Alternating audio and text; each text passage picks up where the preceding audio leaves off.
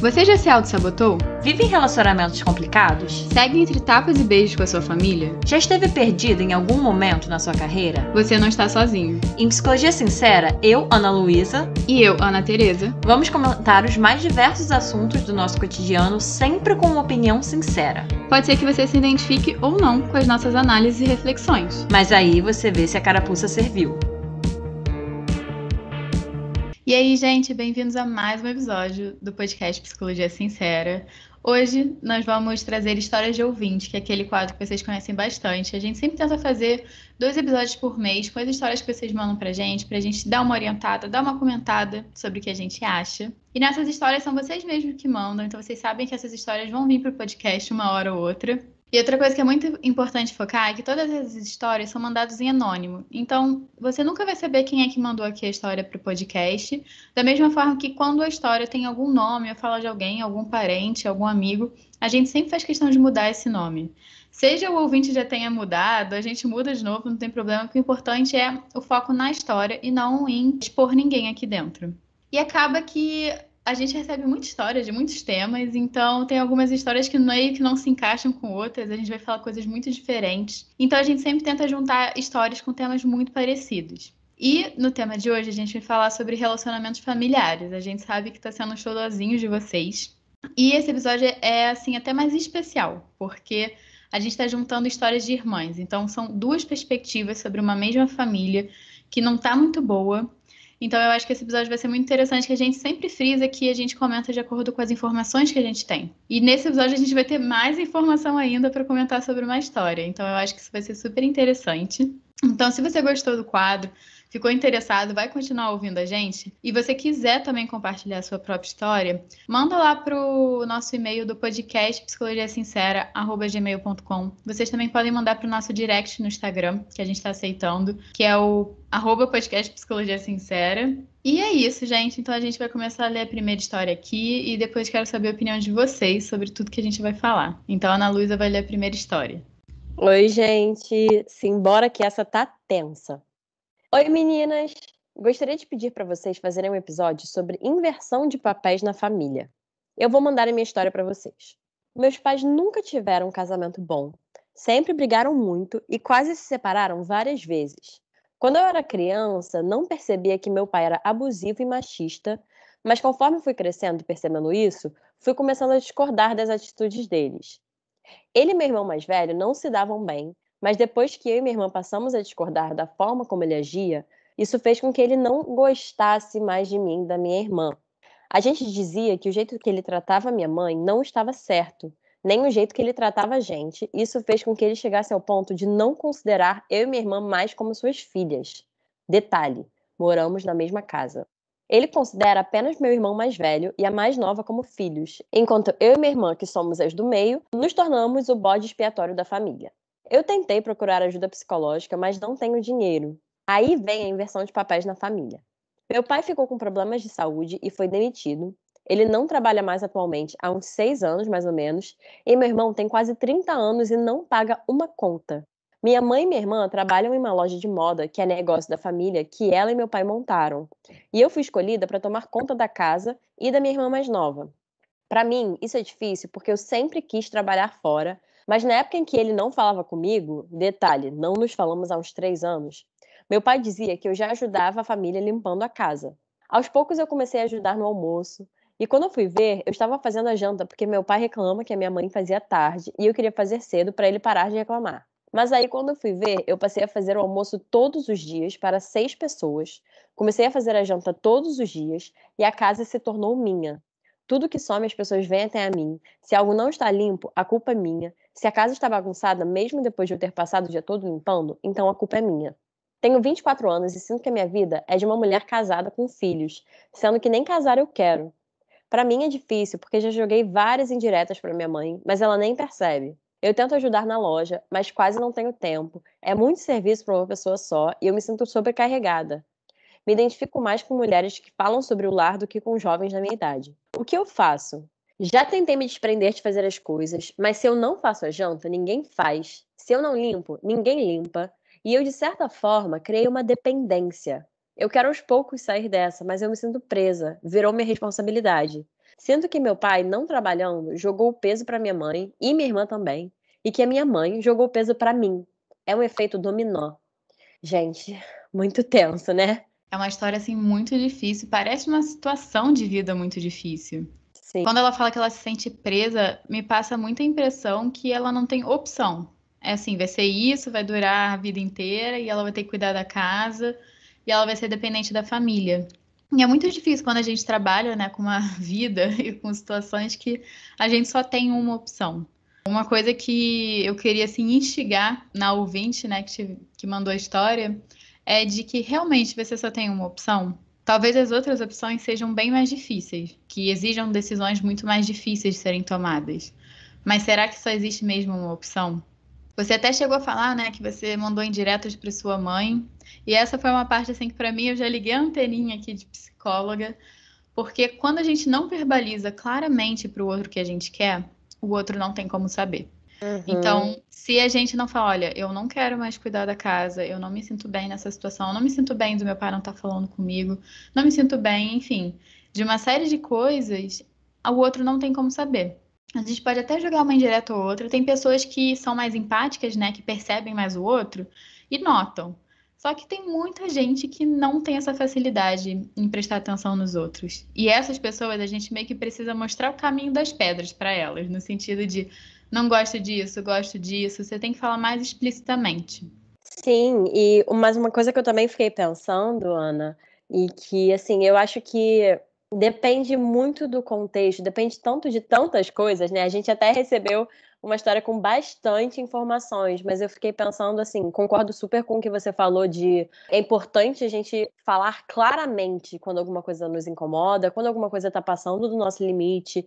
Basicamente o que a gente já falou aqui nesse episódio, né? Que a gente não pode esperar que o outro leia a nossa mente, esperar que o outro entenda o que a gente está sofrendo. Ou melhor, saiba, né, que a gente está se sentindo da forma que a gente está se sentindo. Em relação à mãe dela, eu não sei. Mas eu fiquei com a minha anteninha ligada em relação a esse pai, né? Não sei, ouvinte, se você já chegou a verbalizar de forma clara para o seu pai, mas me parece que com ele, pelo menos você deu mais informações pra gente que já teve essa tentativa, né? E que ele realmente parece uma pessoa pouco disposta a ouvir, a compreender. E isso é muito complicado, e eu acho que isso até se relaciona um pouco com outros episódios que a gente já fez. Se eu não me engano, a gente falou de relação entre mãe e filha, a gente falou sobre relação entre irmãos. E acho que vai muito, assim, de acordo com o que a gente já falou de desromantizar a família. Gente, eu sei que quem já escuta nossos episódios há um tempo, talvez já esteja no saco cheio de ouvir a gente falando sobre isso, mas é porque, para mim, é muito importante a gente frisar isso, né? É muito importante a gente fazer a nossa parte, no caso do ouvinte, expressar esse incômodo dela, seja para a mãe dela, seja para o pai dela, seja até para esse irmão. Ela comentou um pouco por alto, né, de como é que tá esse irmão, mas não sei se aí também já teve uma tentativa, não sei quantos anos tem sua irmã mais nova, para mim não ficou claro, mas a gente comentou um pouquinho no episódio de irmãos, né, o papel dos irmãos na família, que é realmente fazer um pouco essa aliança, essa lealdade. Nem sempre isso é possível, não é um deveria, mas muitas vezes quando a gente estabelece uma relação de fato, assim, de uma certa proximidade com os nossos irmãos, isso pode vir muito de acordo e pode nos ajudar muito a realmente criar essa força ali fraternal para mudar um pouquinho a estrutura de como as coisas acontecem em casa, mudar um pouco essa dinâmica, né? O que me parece que é importante, mas assim, sabendo que você tem um limite e que não cabe a você também pegar essa responsabilidade de tentar mudar totalmente essa família e essa dinâmica, porque, de novo, isso é uma coisa que cada um tem a sua responsabilidade. Claro que quando você, por exemplo, tem sua irmã e vocês conseguem, de alguma forma, ali trazer o irmão para perto, isso cria mais uma força e mais uma possibilidade de diálogo, dos pais ouvirem e de talvez mudar um pouquinho algumas coisas dessa dinâmica, mas tudo com limites. E aí, o que eu ia falar em relação a isso é justamente em relação a esse limite, que tem a ver com o que eu estava falando de desromantizar a família, né? Que, assim, seria ótimo se quando a gente expressasse nossos incômodos reais, genuínos ali, a gente fosse ouvido, mas isso muitas vezes não acontece. Isso tem a ver até realmente, né, a ouvinte falou do pai dela, que ele é muito machista, que ele é abusivo, e eu fiquei pensando muito nos valores, né, assim, que a gente age no mundo muito de acordo com os nossos valores. Às vezes isso é até desviado, digamos assim. Às vezes a gente realmente não está agindo de acordo com os nossos valores, mas me parece que o seu pai está agindo muito de acordo com os valores deles, né? Que pelo visto são bem machistas. E é isso, assim, tem um limite de até onde você pode chegar. Não necessariamente o seu pai vai te ouvir. E não é seu papel também ficar a sua vida inteira tentando fazer com que seu pai mude. Infelizmente também, fazer com que seu pai talvez mude o relacionamento dele com a sua mãe, porque também é uma coisa que é importante de falar, mas é bem delicado para falar para nós filhos, né? Que a gente não tem nada a ver com o relacionamento dos nossos pais. Claro que quando acontece uma situação, por exemplo, alguma violência, alguma coisa do tipo, cabe uma ação, mas eu digo assim, nesse sentido de dinâmicas que não são saudáveis, um relacionamento que não é bom, a gente também tem o nosso limite do que a gente pode ou não fazer. Então, basicamente, assim, o que eu queria falar para essa ouvinte é isso, assim, é importante você verbalizar, super importante você poder falar com a sua mãe, poder se colocar, mas saiba também que você tem seus limites dentro disso, e parece que você já tá aí no papel de querer salvar, ou talvez que te colocaram nesse papel, né, de salvar essa família. Uma coisa que você foi falando, né, Ana Luísa, que começou a gerar umas engrenagens aqui na minha cabeça é da necessidade de querer mudar os outros, principalmente os pais. Que algumas vezes, quando a gente tem uma necessidade muito grande, ou de mudar o nosso pai, ou de mudar a nossa mãe, eu algumas vezes começo a ficar meio suspeita se não é uma necessidade de tentar ser aceito, no fundo, no fundo. Porque acaba que o seu pai, do jeito que ele é, talvez ele não aceite quem você é. Se ele mudar, ele vai te aceitar. Só que não tem nenhuma garantia que se ele mudar, ele de fato vai te aceitar, ou que se ele mudar, de fato você vai ter um relacionamento melhor com ele. E aí entra também aquela questão, ele quer mudar porque talvez para ele essa situação esteja muito boa. Isso era até outro ponto que eu queria frisar, assim, no sentido de a casa funciona como se fosse uma máquina, assim, as coisas se retroalimentam. Então, a partir do momento que seu pai não faz nada e você pega e faz, ele não vai fazer porque ele sabe que você vai fazer. Exatamente. O seu irmão não paga as contas, mas ele sabe que alguém vai pagar a conta para ele no final do mês e ele não precisa mexer um dedo para isso acontecer. A sua irmã trabalha na loja com a sua mãe. Todo mundo ali sabe que elas vão ganhar dinheiro e vão trabalhar. Então, por que alguém vai fazer esse movimento, sendo que já tem outras pessoas fazendo isso por eles? Então, você consegue ver como uma coisa alimenta a outra. Eu não estou falando que ninguém está errado ou certo. Mas o simples fato de você pegar e fazer a janta, fazer o almoço, limpar a casa, acaba que retroalimenta esse comportamento no seu irmão e no seu pai, que foram as pessoas que você mais trouxe como queixa aqui. Sim, e é importante a gente falar, assim, concordo 100% com isso que você falou, Ana Teresa, mas é importante a gente falar para o ouvinte que a gente não está falando de forma alguma que isso é culpa sua, assim, eu tô falando isso porque talvez para mim, para Ana Teresa, que estudamos isso, que trabalhamos com isso, seja muito óbvio que quando a gente fala esse tipo de coisa, não é no sentido de buscar um culpado como se você fosse culpada porque você tá instigando isso, não, é como a Ana Teresa falou, a gente até trouxe um pouco isso, né, em outro episódio, se eu não me engano, foi o quanto a sua família te afeta. A gente trouxe um pouco isso sobre o funcionamento da família ser realmente como se fosse uma engrenagem, que todo mundo ali tem um papel, todo mundo ali acaba influenciando mesmo, acaba ajudando para que a situação e para que a dinâmica fique daquela forma, né? E por isso que é tão difícil, isso que é importante falar, assim. É por isso que é tão difícil se ver nessa situação. A Ana Teresa começou falando, né, do quanto você se sente presa. É realmente isso, num geral, porque quando a dinâmica da família tá muito, muito presa, assim, muito congelada naquela mesma dinâmica, naquela mesma forma de funcionar, realmente é muito comum das pessoas se sentirem presas, né? Porque é a única forma que elas sabem, que parece que quando tira uma pecinha, tudo se desestrutura. E muitas vezes é isso que acontece mesmo, tá? Às vezes, quando tira uma pecinha, dá uma desestabilizada, uma desestruturada. Porque, como eu falei, o seu papel aí é muito importante. Mas aí, de novo, cabe a tudo que a gente estava falando de assim, tá, é o seu papel, mas até que ponto você vai ficar nele, assim, o resto da sua vida, de certa forma, contribuindo de forma totalmente não intencional para manter, né, essa dinâmica. E eu fiquei pensando muito assim, como que você pode talvez tentar tirar a sua energia de ou mudar a sua família ou de ficar, né, nessa dinâmica, porque talvez para você pareça muito difícil ou impossível até sair dessa, mas focar a sua energia em construir estratégias, assim. E aí eu tô falando de você, parece que a sua irmã se incomoda também, né? Tá com você nessa. E isso já dá mais força, né? Porque uma coisa é passar sozinho, outra coisa é passar 2 pessoas, outra coisa é passar 3 pessoas.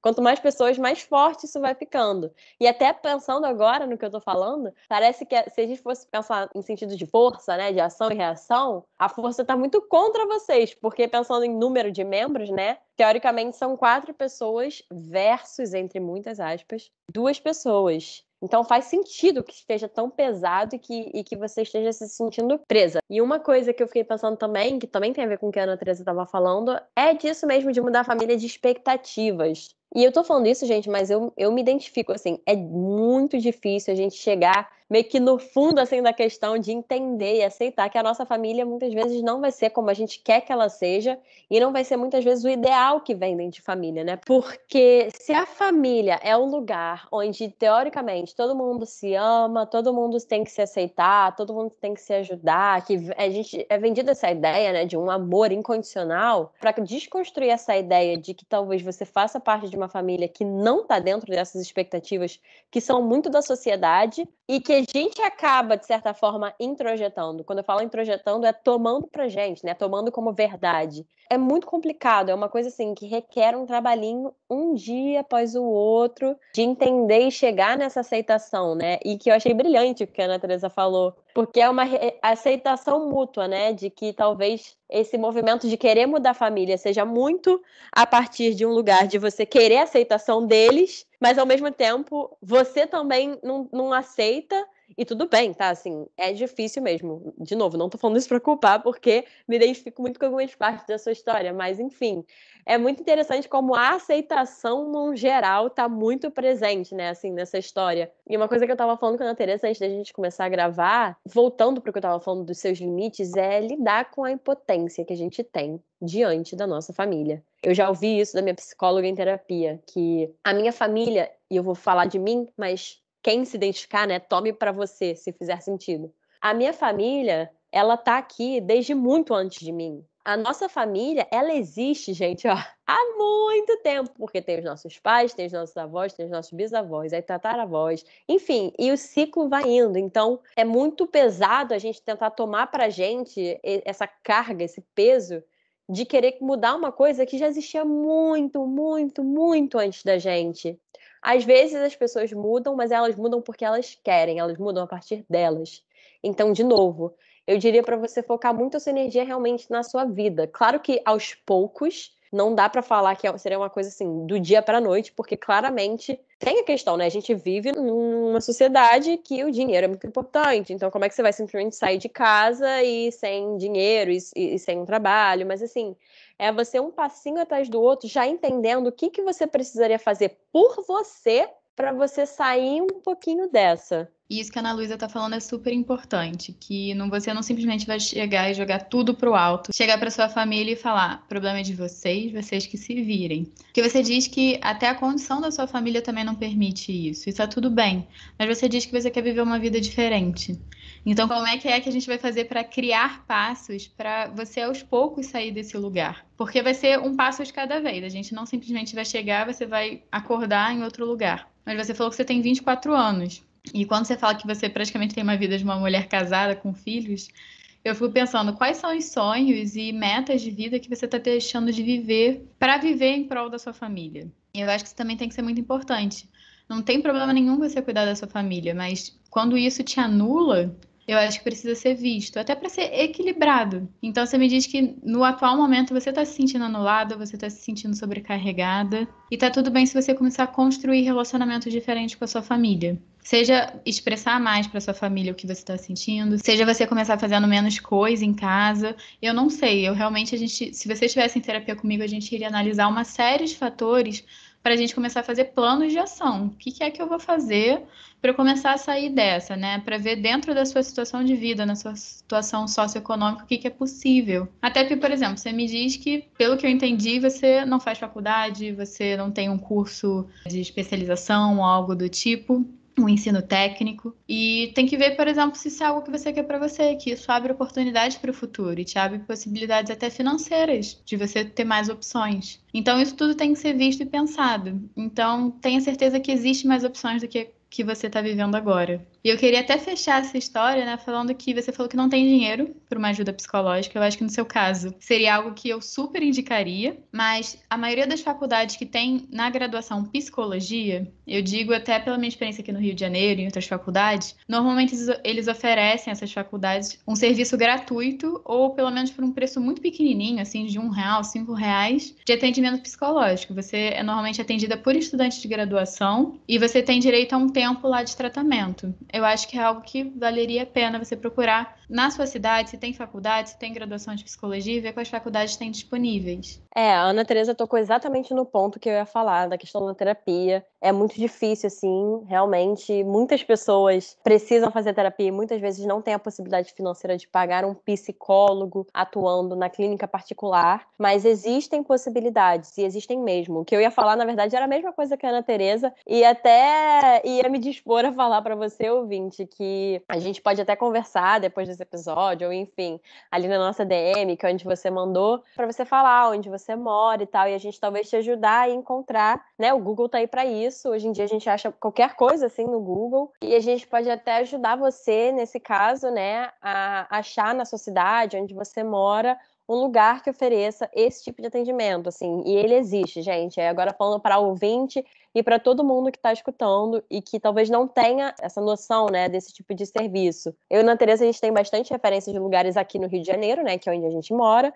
A gente passou por isso, inclusive, assim, a Ana Teresa passou por isso, eu atendi uma criança, né, nessa clínica da minha faculdade. Pagava R$ 1 por sessão, a mãe, no caso, né, pagava R$ 1 por sessão, e eu optei por continuar atendendo essa criança por esse valor, quando eu me formei. Então, assim, existem essas possibilidades. Só para deixar isso muito claro, e como eu falei, a gente pode ir na DM aí, tentar te ajudar a encontrar algum lugar que ofereça esse tipo de atendimento, porque é muito, muito, muito importante que dentro disso tudo que a gente está falando, a gente também, eu falei de limites, né, o limite que você tem na sua família, a gente também, eu e a Ana Teresa, temos o nosso limite do quanto a gente pode ajudar vocês por meio do podcast, né? Chega uma hora que realmente ultrapassa isso, e no seu caso, a gente super indicaria uma terapia. De família, vou falar, eu falei pra Ana Teresa que eu ia falar isso. Gente, só pra vocês saberem, nesse caso seria ótimo uma terapia de família, mas a gente entende que muito provavelmente, diante do que você falou, principalmente do seu pai, isso não seria bem aceito.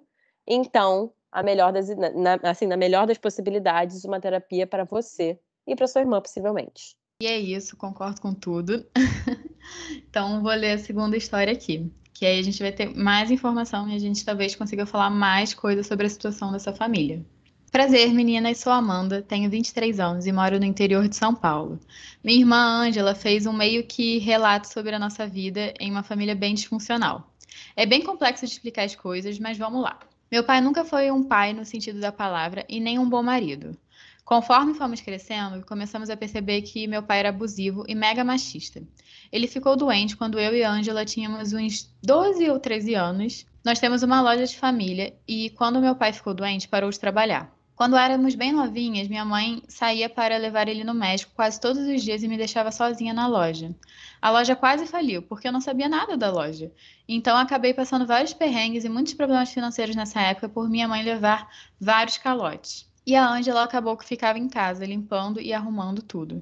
Fomos crescendo e cada vez mais engolidas pelas nossas responsabilidades. Que forte, né?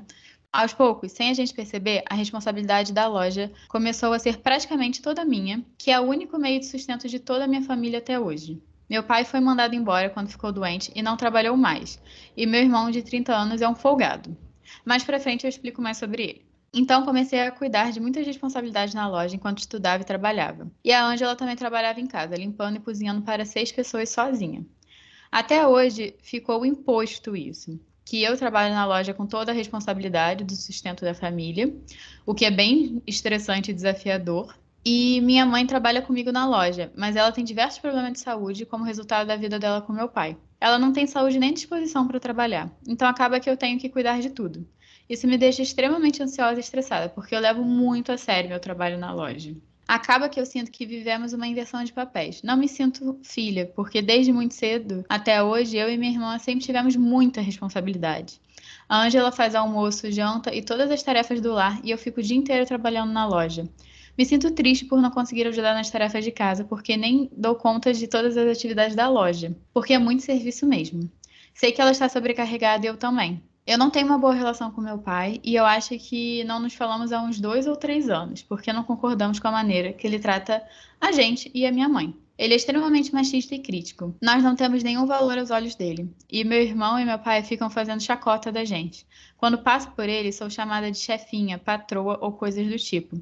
Isso me magoa muito, porque fazemos tudo e além e não damos nenhum motivo para reclamar. Trabalhamos no sustento da família, nas atividades de casa. Meu irmão não ajuda em absolutamente nada, nem financeiramente e nem em nada. Ele pode fazer o que quiser, porque meu pai não tá nem aí. Em contrapartida, ele atormenta eu e Ângela o dia inteiro com palavras fortes e não nos deixa em paz. É muito difícil lidar com essas situações. Meu pai e meu irmão me tiram do sério. Além disso tudo, sei que meu pai não gosta de mim e da minha irmã. Ele fala que só tem 2 filhos, minha irmã caçula e meu irmão mais velho. E para ajudar eu e Ângela, desenvolvemos TOC, transtorno obsessivo compulsivo.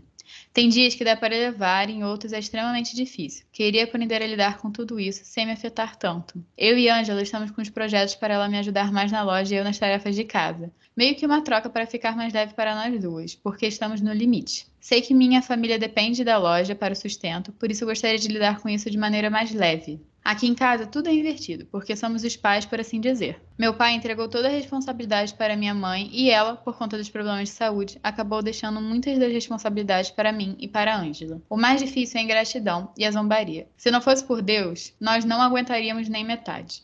Gente, parece muito uma história assim, mais do mesmo, né? A primeira história era da Ângela, né, que essa irmã trouxe, e agora a gente tá falando dessa outra irmã. E é muito difícil, porque a gente teve até mais detalhes, assim, uma coisa que eu sempre procuro são evidências nas histórias, né? E quando essa irmã da ouvinte traz que ela é chamada de chefinha, de patroa, essas coisas que são no sentido pejorativo de diminuir elas, isso pra mim já mostra muito do comportamento desse irmão e desse pai. Porque muitas vezes a gente interpreta o comportamento das pessoas, mas está muito na nossa interpretação. Quando a gente traz exemplos, isso fica até uma dica para quem quiser mandar a história, fica muito mais claro pra gente, até pra gente começar a imaginar qual é o tipo de relação que as pessoas têm. E realmente é uma situação muito, muito difícil. Já dava pra ver pela primeira história, mas agora pra mim ficou cada vez mais evidente. E uma coisa que me pesou muito, que eu até falei lendo a história, é como você se sente engolida pelas suas responsabilidades. Porque você falou que quando você tinha uns 13 ou 14 anos, você assumiu responsabilidades que não eram adequadas para sua idade. E o quanto isso deve ter causado, assim, um desamparo, uma situação, assim, de tipo, se eu não cuidar de mim, quem é que vai cuidar?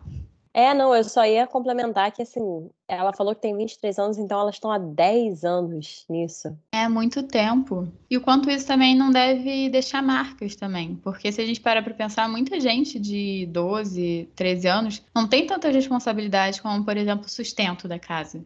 Tem gente que ajuda em casa, mas assim, não é como se fosse 100%. Me remeteu muito a outra história, né? Que quando as coisas não são feitas, ainda tem uma culpa muito grande, uma crítica muito grande, tem um rebote, né, muito grande por as coisas não estarem sendo bem feitas, só que acaba muito no sentido, vocês são adolescentes, agora vocês não são mais, mas vocês eram. E será que as expectativas estavam alinhadas com a idade de vocês, as responsabilidades estavam alinhadas com a idade de vocês? É realmente muito difícil viver numa situação que você é totalmente responsável e que ninguém te ensinou, ninguém te mostrou o caminho das pedras. Você até falou, né, que a loja quase faliu porque você não sabia mexer, né, com as coisas, né, vender as coisas. E não é culpa sua, porque olha o tamanho da responsabilidade que você tem numa idade tão nova também. Sim, eu fiquei pensando muito que elas duas mesmo já trouxeram um conceito.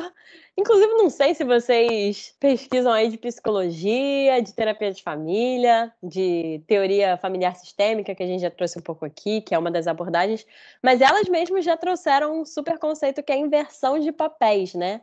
Quem tá ouvindo, né, que não conhece, assim, se vocês precisarem de algum exemplo claro do que é inversão de papéis, essa segunda história é um ótimo exemplo, porque quando a gente fala de papéis na família, a gente fala exatamente como o próprio nome diz, né? De a função que cada um tem para desempenhar, né? E esses papéis, é importante a gente falar, eles são construídos socialmente. Então, por muito tempo, a gente tinha, né, socialmente aceito que o papel da mãe era cuidar da casa, o papel do pai é dar o sustento, né, financeiro. Então, assim, o que, gente, obviamente não é tão preto e branco assim, né? Mas é isso, assim, existem esses papéis. E cada um na família tem um papel. Pai e mãe, esse conjunto, tem um papel específico designado. Filhos têm um papel, cada um tem isso. E, num geral, o papel dos pais é oferecer cuidado, é oferecer justamente esse sustento. E quando eu falo sustento, não tô falando só financeiro, eu tô falando emocional também, assim. E, bom, e a partir disso que eu tô falando, claro que tem, né, às vezes acontece, por exemplo, até a questão de ajudar na casa, na limpeza, a partir de uma certa idade, os filhos podem, né, ser incluídos, porque é importante, a casa é deles, enfim. E aí, quando a gente fala de inversão de papéis, é justamente essa. A ouvinte brilhantemente já entendeu, porque somos os pais, vocês estão de fato desempenhando o papel dos pais de vocês. E isso é muito complicado, isso é muito pesado. De novo, faz sentido como que a primeira história, né, a sua irmã falou que ela se sente presa a isso, faz todo sentido, assim, tudo casa, né? O que eu tenho pra falar é realmente assim, gente, busquem terapia. A gente tá super disposta a, na DM, ajudar vocês a encontrar esse espaço, né, essa clínica, porque, de novo, tem um limite do que a gente pode ajudar vocês aqui, né? E, na verdade, eu só queria falar pra vocês que realmente é muito, muito, muito difícil e eu sinto muito que vocês estejam passando por isso. E se em algum momento vocês questionam a dor de vocês, se por algum momento essas zombarias do seu pai, do seu irmão, assim, afetar é muito normal que afete, né? Não tô aqui querendo também falar pra vocês não sofrerem, porque o sofrimento faz parte. Mas eu espero que vocês não acreditem neles, porque realmente, assim, a dor de vocês é muito legítima e o que vocês estão passando é realmente muito difícil. Por isso que eu me preocupo e gostaria que vocês encontrassem um espaço, né, de terapia para vocês, pelo menos, poderem fazer alguma coisa, né, com essa situação que vocês estão vivendo e com essa dor que essa situação causa. E isso que a Ana Luísa tá falando é super importante, que eu tô até pensando aqui, se eu vivesse numa família assim, será que em algum momento eu ficaria feliz por ser tratada dessa forma? Não sei. Eu acho que muito provavelmente eu nunca iria olhar para essa situação e pensar, nossa, que gratidão. Eu acho que eu não iria conseguir. Mas talvez com terapia, com ajuda, eu conseguisse olhar para essa situação e sentir menos raiva. Porque quando você me fala muito dessa história, é uma raiva muito grande e uma tristeza também, né? Porque sempre tem a raiva, mas a tristeza acompanha um pouco. Que é um sentimento que deve estar muito presente para vocês. Pelo menos é a hipótese que eu tenho aqui. Então, de validar essas emoções e entender que não tem como vocês passarem o que vocês estão passando sem sentir raiva, sem sentir tristeza, sem sentir angústia. O sentimento está muito alinhado com a situação e que bom que vocês se incomodam com essa situação.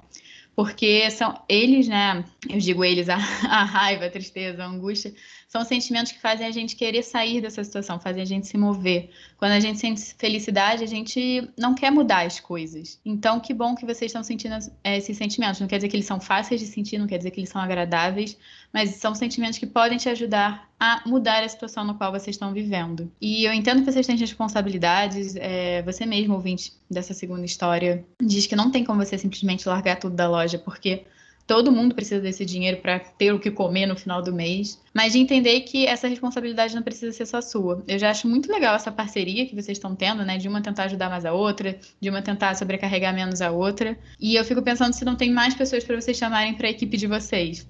Porque mesmo assim, eu ainda acho que é muita coisa para as duas estarem fazendo. Sim, e assim, assino embaixo do que a Ana Teresa falou, e eu só queria ressaltar isso mais uma vez, que eu achei ótimo. Ela falou das emoções, né? E a raiva, gente, a gente ainda vai fazer um episódio só sobre emoções, mas já dando um spoiler pra vocês aqui, a raiva é uma emoção em que a função dela, e a gente não tá falando aqui da cabeça, a gente tá falando aqui de estudos, a raiva biologicamente. A função dela é muitas vezes de proteção.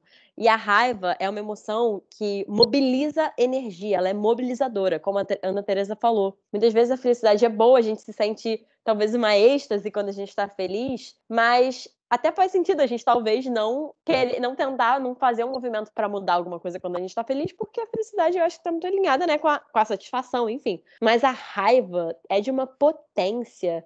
Então eu não sei se vocês, assim, concordo com a Ana Teresa que ouvindo assim, eu fico muito triste por vocês, mas sinto a raiva também, honestamente, até desse pai. E se vocês sentem essa raiva, não julguem ela. Usem ela como aliada de vocês. Exatamente por isso, assim. E se vocês não fazem contato com a raiva, a gente pode falar bastante no episódio sobre emoções. A gente vai falar um pouquinho sobre cada uma, né? E eu vou ver se eu encontro alguns exercícios, assim, de Gestalt terapia que dá para fazer pra gente fazer contato com a nossa raiva, porque aí para os nossos ouvintes que estão ouvindo e para qualquer pessoa que tá me ouvindo aqui, né?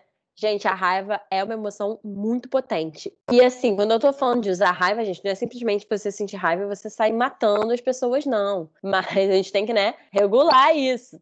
Mas, ao mesmo tempo, também não é pra ir pro outro extremo de não sentir. Então, se vocês sentem raiva, que bom que vocês sentem raiva, façam contato com essa raiva e utilizem ela, como eu acho que vocês já estão fazendo, né, com os projetos de vocês, para mobilizar essa energia que vocês estão precisando, para fazer alguns movimentos, nem que seja aos pouquinhos, né, para vocês irem se distanciando dessa situação, assim, que engole, como você mesma falou, ouvinte. E se vocês não fazem contato com essa raiva, aguardem o próximo episódio sobre emoções, que a gente vai falar um pouquinho mais sobre isso para todo mundo aqui que precisa sentir raiva, mas não sente, para poder conversar um pouquinho com a própria raiva, porque é muito importante também. Então é isso para as duas ouvintes, assim, o meu principal conselho é, se vocês tiverem como achar esse atendimento psicológico gratuito, procurem e comecem a investir tempo em vocês. Foquem a energia de vocês no fortalecimento de vocês, das suas emoções, do seu emocional.